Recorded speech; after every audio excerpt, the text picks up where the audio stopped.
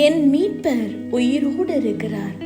என் அன்பிற்குரியவர்களே, இன்று ஒரு சாதாரண நாள் அல்ல.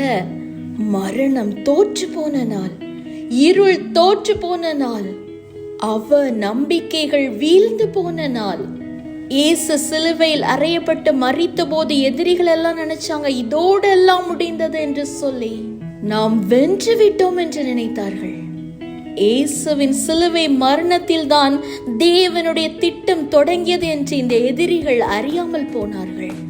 இயேசு மரித்து 3ஆம் நாள் கல்லறை காலியாகியது. மரணம் அவரை பிடித்து நிறுத்த முடியவில்லை, இருள் ஒளியை அடக்க முடியவில்லை.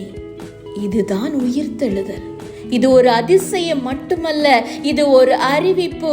எதிரிகள் வீழ்ந்து விடுவார்கள் என்று.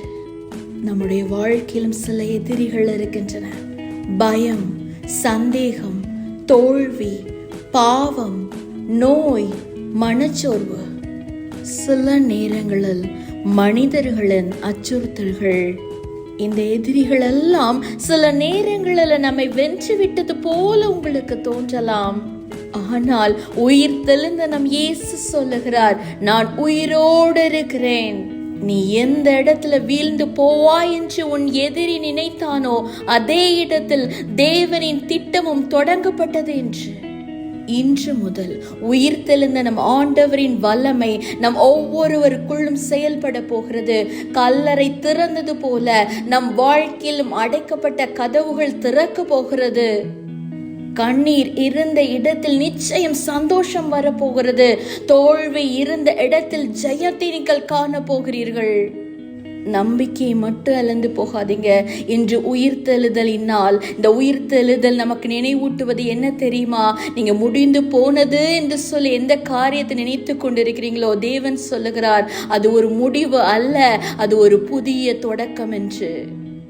நம்பிக்கையும் விசுவாசமும் எழும்ப பெற்று எதிரிகள் விழும் நாள் இதோ வருகிறது. அதற்கு இயேசுவின் உயிர்த்தெழுதலே நமக்கு சாட்சியாக அமைகிறது. இந்த நாளிலிருந்து ஒரு புதிய தொடக்கத்தை உங்கள் வாழ்க்கையில காண போறீங்க. அதற்காய் கர்த்தருக்கு இந்த நாளிலிருந்தே நன்றி செலுத்துங்க. ஜெபத்திலே தரித்திருங்க. கர்த்தர் உங்களை நிறைவாய் ஆசீர்வதிப்பாராக. உயிர்த்தெழுந்த ஆண்டவருடைய வல்லமை உங்களை நிறைவாய் ஆசீர்வதிப்பதாக. ஆமென்.